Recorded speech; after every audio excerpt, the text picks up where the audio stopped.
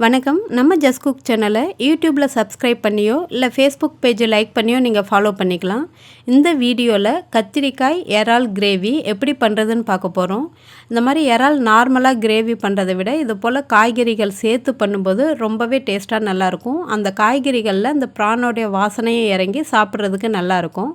சாதத்தோடு வச்சு சாப்பிட இல்லை இட்லி தோசை சப்பாத்தி கூட வச்சு சாப்பிடவும் நல்லாயிருக்கும். இந்த கிரேவி இப்போ எப்படி பண்ணுறதுன்னு பார்த்துடலாம்.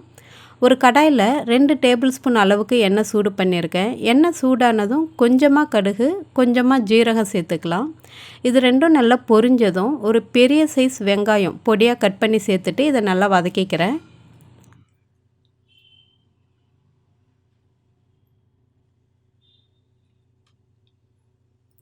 இது கூடவே ஒரு கொத்து கருவேப்பிலை சேர்த்துட்டு அந்த வெங்காயம் லைட்டாக கலர் மாறுற வரைக்கும் நல்லா வதக்கிக்கிறேன். நல்லா சுருண்டு வரணும், லைட் ப்ரௌன் கலருக்கு அந்தளவுக்கு வதக்கிக்கிறேன். இது நல்லா வதங்கினதும் ஒரு ஸ்பூன் அளவுக்கு இஞ்சி பூண்டு விழுது சேர்த்துருக்கேன். இஞ்சி பூண்டு அரைக்கும் போது கொஞ்சம் அரைப்படலைன்றதுனால ஒரே ஒரு பச்சை மிளகாய் சேர்த்துருக்கேன், கொஞ்சமாக அரைச்சதுனால. நீங்கள் வெறுமனே பச்சை மிளகாய் சேர்க்காம கூட அரைச்சிக்கலாம். தேவைப்பட்ட பச்சை மிளகாய் சேர்த்தாலும் அது கொஞ்சம் எக்ஸ்ட்ரா காரத்தை கொடுக்கும், ஃப்ளேவர்ஸும் நல்லா தான் இருக்கும்.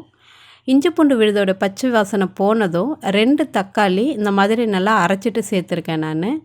இது வந்துட்டு மசாலா வந்துட்டு கொஞ்சம் நிறைய கிடைக்கிற மாதிரி இருக்கும், நீங்கள் கட் பண்ணி கூட சேர்த்துக்கலாம். இது கூடவே கொஞ்சமாக உப்பு, கொஞ்சமாக மஞ்சள் தூள் சேர்த்துட்டு தக்காளியோட பச்சை வாசனை போகிற வரைக்கும் நல்லா வதக்கிக்கலாம். இப்போது இது நல்லா வதங்கிருச்சு.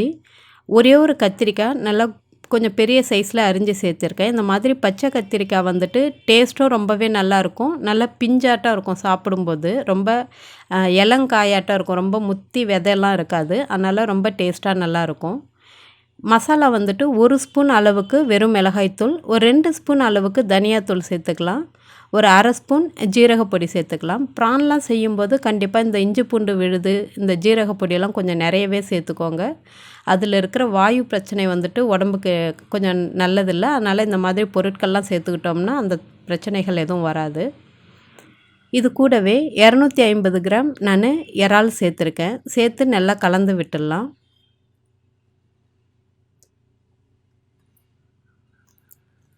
இது நல்லா கலந்ததும் உப்பு காரம் சரியாக இருக்கான்னு பார்த்துக்கோங்க. தேவைப்பட்டால் இன்னும் கொஞ்சம் நீங்கள் உப்போ இல்லை காரமோ நீங்கள் சேர்த்து நல்லா கலந்துட்டு, இந்த மசாலாவுக்கு நான் இந்த கத்திரிக்காயும் ப்ரான் வந்துட்டு சீக்கிரமாகவே வெந்துடும். இந்த கத்திரிக்காய் வேகிற அளவுக்கு ஒரு டம்ளர் அளவுக்கு நான் தண்ணி சேர்த்துருக்கேன். சேர்த்துட்டு நல்லா மூடி போட்டு ஒரு 7 நிமிஷம் வந்துட்டு மிதமான தீயில வச்சு கொதிக்க வைக்கிறோம். அப்படின்னா எண்ணெய் பிரிஞ்சு நல்லா மசாலாலாம் அழகாக ரெடியாக வந்துடும்.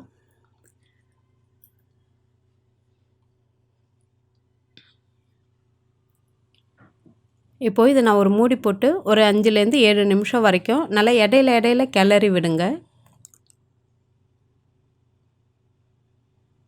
இப்போ பார்த்தீங்கன்னா ரொம்ப அழகாக எண்ணெய் பிரிஞ்சு தயாராகிடுச்சு. இதில் பொடியாக நறுக்கி வச்சுருக்கிற கொத்தமல்லி இலையை தூவிட்டு சாதத்தோடையோ சப்பாத்தி, இட்லி, தோசை இல்லை புலாவ் கூடலாம் வச்சு சாப்பிடும்போது ரொம்பவே டேஸ்ட்டாக நல்லாயிருக்கும். அதுவும் தேங்காய் பால் புலாவ்லாம் சாப்பிடும்போது ரொம்பவே நல்லாயிருக்கும் இது கூட வச்சு சாப்பிட்றதுக்கு.